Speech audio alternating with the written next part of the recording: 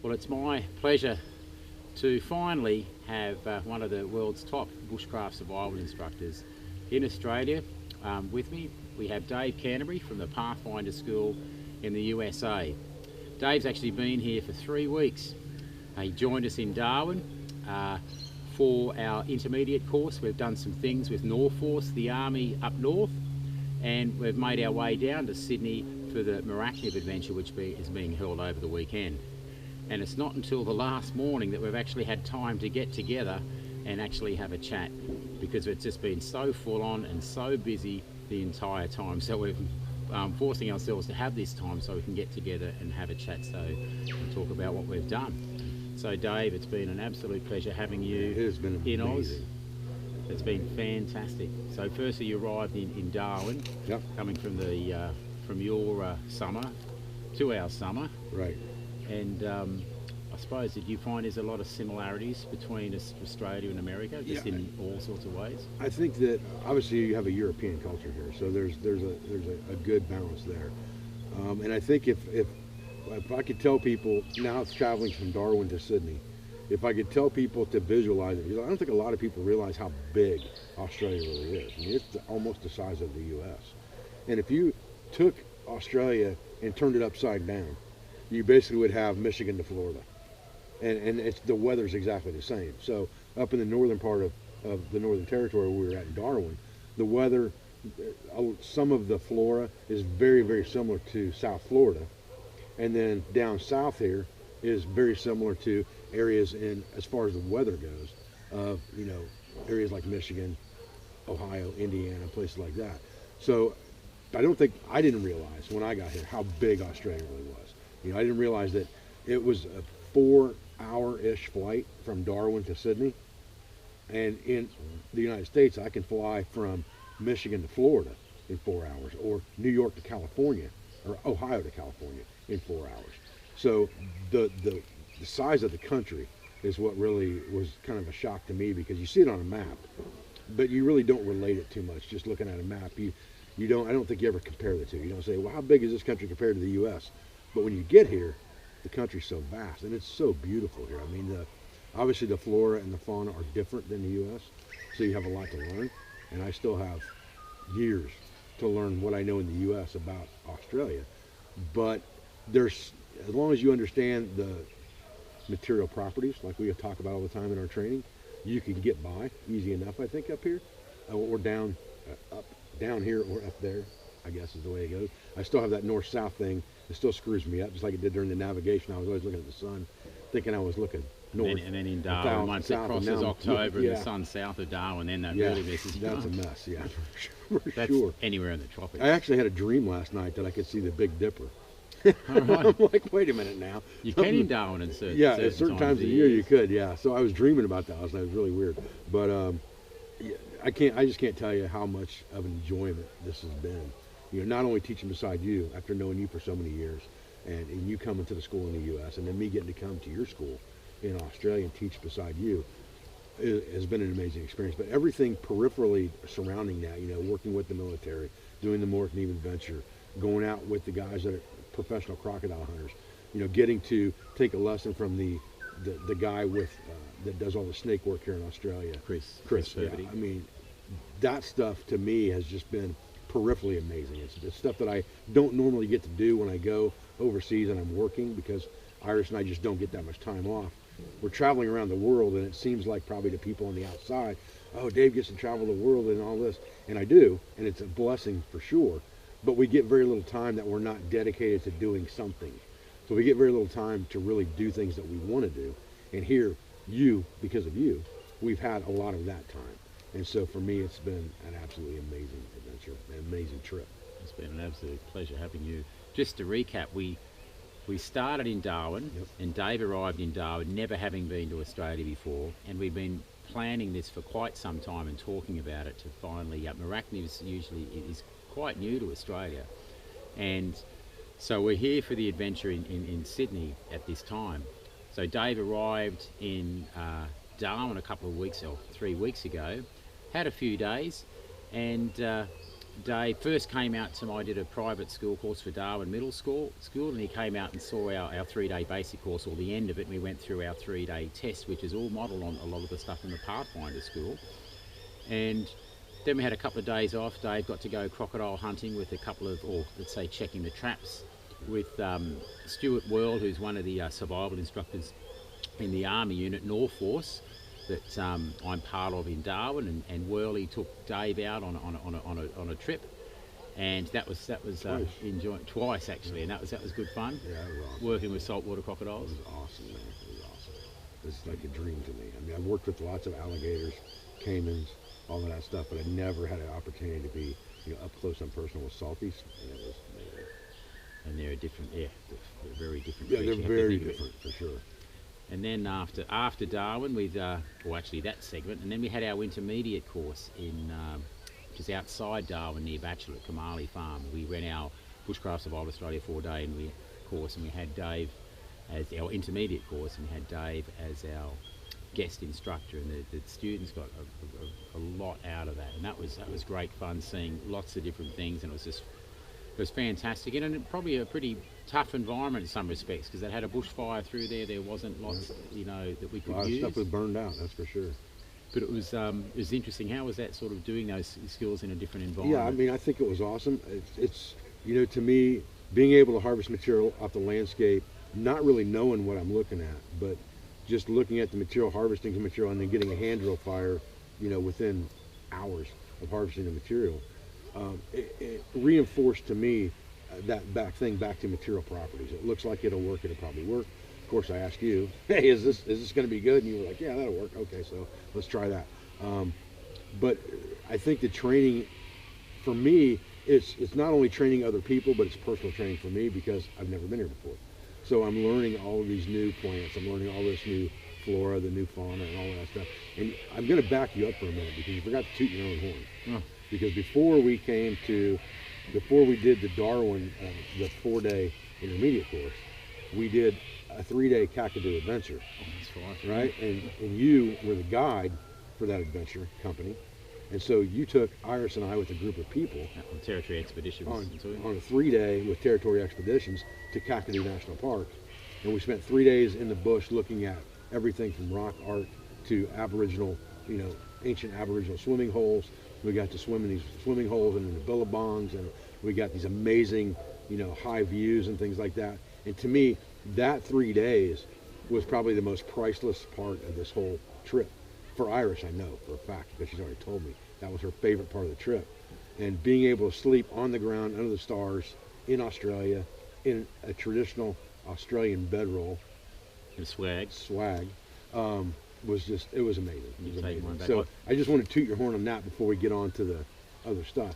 I want people to realize that you do more than just being a survival instructor. You are a North Force soldier full-time, and you work, or part-time as a reservist, and you work in their survival unit as a survival instructor, and you have your own school, and you're a guide, and you're a professional trumpet player. So you do a lot of stuff, and you're busy all the time. And it's important, I think, to toot your horn a little bit in this video too, and let people know what you do. Oh, okay, thanks, Dave. I appreciate that. It is the guiding part of me coming up to Darwin. Besides doing the survival part, to be part of North Force, you have to be in the AO, the area of operation where we operate in Darwin. And I wanted to get out in the bush instead of teaching or doing my other job, music and the bushcrafts. It's all taking over at the moment, but it's great. They're two loves, two passions, and I think personally I like doing lots of stuff that keeps a variety. But being a guide for Territory Expeditions, we do 3-day expeditions into Kakadu and Litchfield National Parks, and you're looking after people, cooking, driving, doing everything, and you get to show them a bit of bushcraft and just seeing people just like Iris just enjoy the landscape, and it's nothing better than taking on those sort of expeditions. And sometimes I forget how lucky I am being able to guide people and show them that. And the cool thing about that is you're interacting with people that are really not there for the bushcraft aspect of it as much as the tourism aspect of it. But because you have bushcraft skills, we did a friction fire demo for them. You did the hand drill, I did the bow drill. And so doing that friction fire demo for them introduced them to those Aboriginal primitive skills and bushcraft that they probably don't get from any other guide that they go out with, because other guides probably don't have those type skills. So they get a special learning from you, and I think that makes that trip even more special for anybody who would take it. So if you're coming to Australia, I would definitely encourage you to look into Territory Adventures, Territory Expeditions. Territory Expeditions, and request Gordon as your guide. Oh, thanks very much, Dave, and Anthony and Kat. We appreciate that as well. But yeah, that's in Darwin, Territory Expeditions. And from there, you went after that. We pretty much finished that tour, went straight onto our course, and that was fantastic. That was 4 days, and that was pretty hot too, wasn't it? It was warm for sure.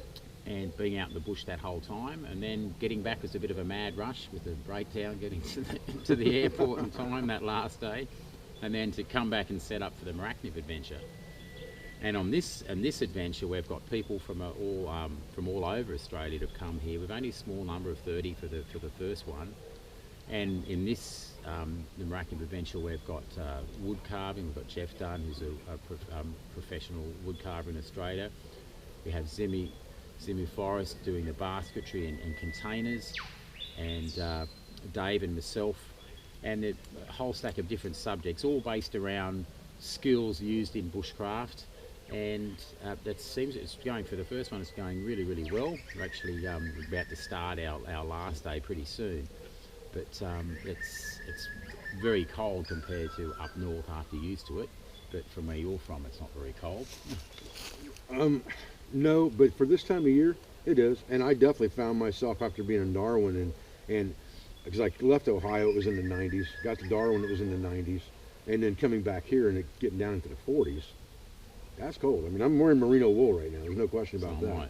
I'm not messing around. I've got the wool on. So it's definitely full on colder.